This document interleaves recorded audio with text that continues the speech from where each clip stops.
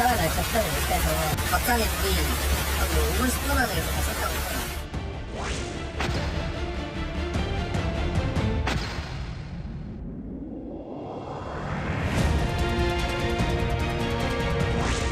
물이 안 내려오면 마을에 하나 들어갈 수가 없어 지금. 꽁꽁꽁 캉캉캉 사는데 진짜 무섭지요. 아이고. 지금도 트라우마가 있다.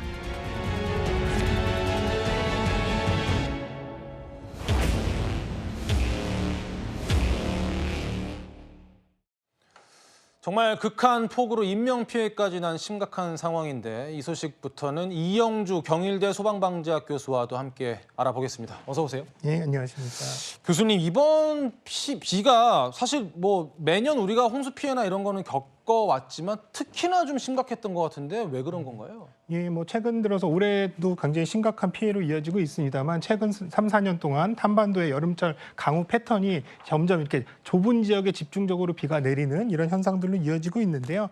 이건 사실 이제 남쪽에 이를테면 이제 고기압대, 열대성 고기압이 굉장히 좀 강하게 형성이 되고 또 북쪽에 찬 공기들이 내려오는데 이런 것들이 한반도 상공에서 굉장히 강하게 충돌을 하면서 굉장히 이제 좁은 띠 형태로 또 길게 이렇게 이제 형성이 되는 이런 상황이거든요. 예. 또 그리고 지난주에 굉장히 극심한 폭염이 있었어서 해수면 온도가 굉장히 높아지면서 굉장히 다습한 한마디로 수증기가 굉장히 많이 머금은 이 공기들이 이렇게 이제 이 충돌되는 그 구름 쪽으로 이제 연결이 되면서 이쪽에서 많은 강수를 이제 뿌리고 있는 이런 상황이거든요. 이런 경우 때문에 사실은 지금 현재는 우리나라에서 굉장히 좁은 지역에서 강한 비가 내리는 패턴 이런 것들은 여름철마다 앞으로 계속 반복될 것으로 예상이 되고 있습니다. 예. 네, 전국 곳곳에서 피해가 있었는데 특히 피해가 심한 곳이 바로 경남 산청입니다.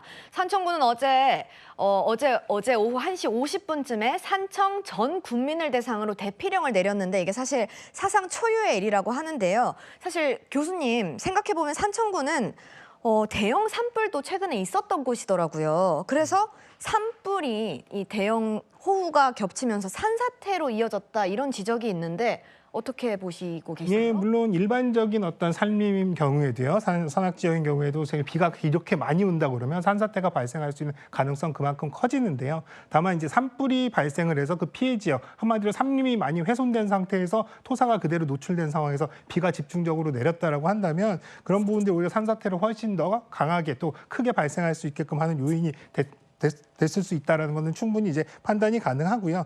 또 한편 이 산청 지역 같은 경우는 산불 당시에도 굉장히 험한 지형 때문에 산불도 굉장히 급속하게 확산이 되고 또 그리고 진압도 굉장히 어려웠던 그런 분석들이 있었는데요. 예. 이렇게 이제 비가 많이 오는 경우에 산사태의 경우에도요. 사면 경사가 한 30도 이상이 되면 발생 확률이 엄청나게 높아지는데 이 지역 같은 경우가 그렇게 험준한 이런 지형적인 특성들도 산사태가 지금 많이 발생하고 있는 원인이다 이렇게 보겠습니다. 저희 채널A 취재진이 산청 산사태 발생 당시의 영상을 확보했는데 잠시 함께 보시죠.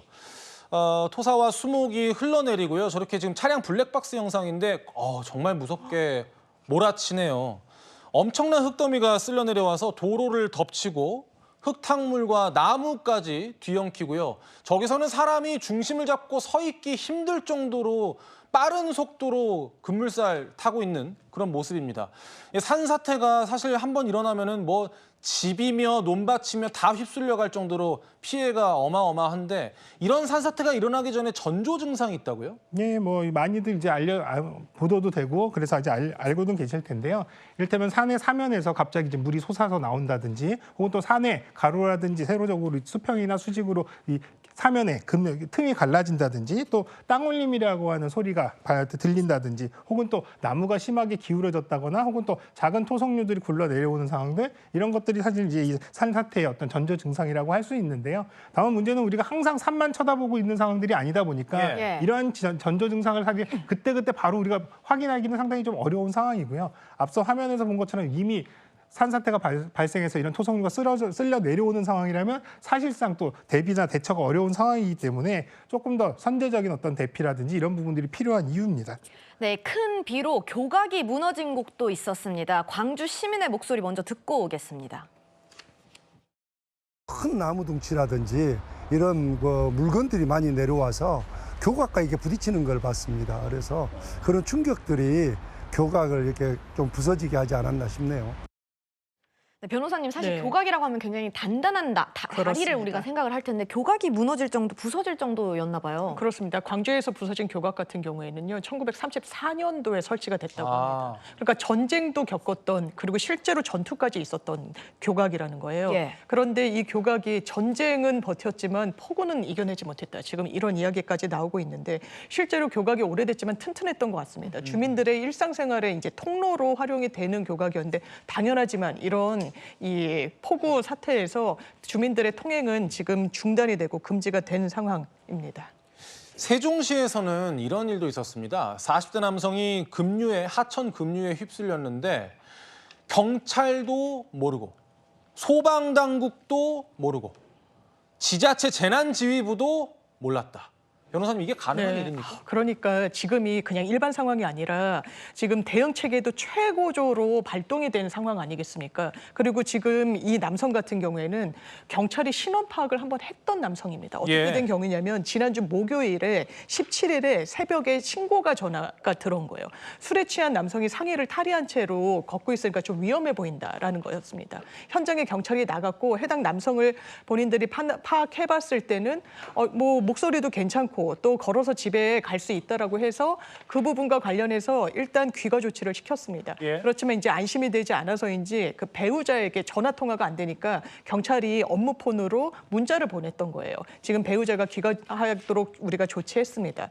그런데 이 남성 거의 그 이후에 실종이 됐습니다. 급류에 예. 휩쓸려 간 거예요. 그럼 그 배우자도 이런 안내를 받았으니까 뭔가 경찰에 연락을 취하지 않았겠습니까? 근데 경찰이 워낙에 이제 바쁘게 하다 보니까 해당 문자를 보냈던 업무폰은 충전을 시키고 다른 업무폰으로 업무를 보고 있어서 그 아내분이 연락을 줬던 사실을 모르고 있었다고 합니다. 그러면서 시간이 지체되고 실제로 어떻게 보면 만 하루 한 23시간이 지난 이후에야 이 남성의 실종 사실을 CCTV 등을 통해서 확인하게 된 이런 안타까운 일도 발생했습니다. 물론 워낙 긴박한 상황이기 때문에 뭐 그럴 수도 있겠나 싶습니다. 사실 이거 그럴 수도 있다라고 이해를 해야 되는 건지, 이게 경찰 한 군데만 문제였으면 또 모르겠는데 그렇습니다. 경찰, 소방당국, 지자체 이거 다 모른다는 게 좀 납득하기가 좀 어려운데요. 그러니까요. 이게 신고 체계를 아마 이제 가족분들이 그 해당 문자를 수령했던 그 번호로만 하셨는지 아니면 별도로 119나 다른 이 창구를 통해서도 신고를 하셨는지를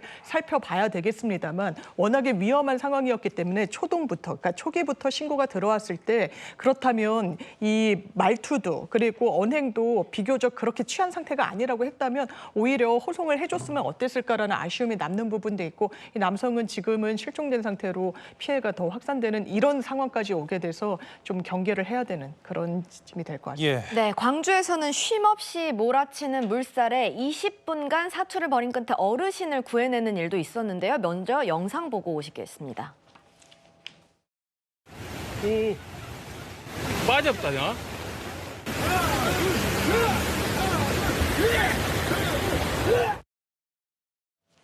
네, 보면은 여러 명이 힘을 모아서 노인을 이제 구하는 모습이 있었는데 알고 보니까 사고 현장 인근에 있었던 공업사 대표와 직원들이었다고 하는데 굉장히 위험해 보이는데 노인을 구하겠다 이런 그렇죠. 마음으로 다 같이 나서셨나 봐요. 아무리 그 현장 가까이에 있고 위급 상황이라는 거를 목격을 했다고 하더라도 이렇게 현장에 나가서 구출을 해내는 거는 진짜 다른 차원의 일이기 때문에요. 예. 왜냐하면 보시는 것처럼 이 물살이 만만치가 않습니다. 사람도 다리만 잠깐만 헛디뎌도 바로 그 성인 남성도 급물살에 휩쓸려갈 정도의 그런 상황이었거든요. 그런데 이 노인분이 아스팔트 쪽에 다리가 껴서 옴짝달싹 못하시는 상황이었던 거예요. 그리고 화면에서도 확인 가능하시겠지만 이렇게 차량도 미끄러지면서 내려오고, 그러니까 차량도 막고 여러 또 판자 그런 물건들도 휩쓸려서 내려오는 상황이었기 때문에 상당히 위험할 수 있었는데 일단 이 노인분을 구해냈고 이 인근 공업사에서 근무하시던 대표와 직원분들이 이렇게 헌신을 해주셨습니다.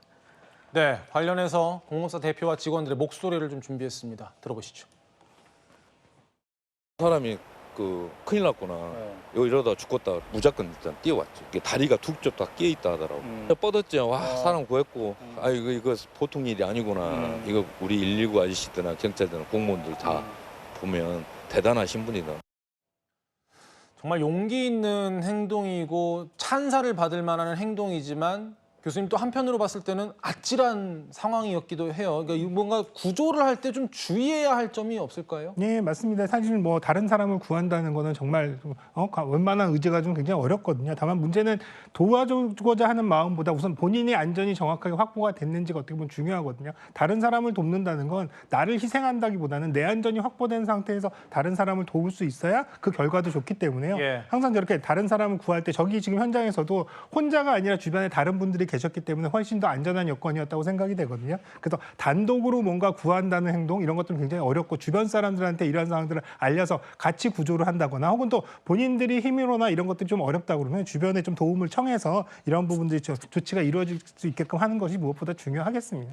교수님 지금 이제 비는 조금 잦아들어 가는 것 같은데 요럴 때도 사고가 많이 일어나잖아요. 우리가 지금 이 상황에서는 어떤 부분을 좀 조심해야 될까요? 기본적으로 이제 비가 어느 정도 잦아들면 사실은 피해를 입은 지역의 주민분들께서는 빨리 가서 복구를 하고 싶어 하신단 말이죠. 그런데 이런 복구하는 과정에서 여러 가지 안전사고의 문제 이런 것들도 굉장히 좀 중요하거든요. 그렇기 예. 때문에 충분히 물이 빠지고 또 본인이 기거하던 곳이나 또 복구를 해야 되는 곳들에 대한 안전에 대한 부분을 충분히 좀 확인하셔야 되겠는데요. 뭐 감전이라든지 또 감염병이라든지 이런 여러 가지 병 또 그리고 또 실제로도 이 물에 한번 침수가 됐거나 수해를 입은 지역 같은 경우는 구조적으로 건물의 구조 안전이라든지 이런 부분도 상당히 취약해져 있기 때문에 이런 부분들의 안전성을 정확하게 확인하신 후에 조치들이 이루어지시는 게 좋겠고요. 예. 또 비가 많이 온 직후에 산사태 같은 경우는 비가 많이 올 때도 문제지만 비가 온 직후에 한 1주에서 2주 정도 후까지는 계속 산사태의 위험들이 잔존하고 있거든요. 예. 그렇기 때문에 이런 산사태가 발생한 지역 주민분들께서는 빨리 현장에 복구하시기보다는 산사태 위험을 항상 예의주시하시면서 이런 부분들을 충분히 좀 확인하시면서 복구를 하시는 게 좋겠다 싶습니다. 알겠습니다. 말씀처럼 비는 잦아들었지만 모든 안전이 확보될 때까지는 경각심을 늦추면 안 되겠다는 생각이 듭니다.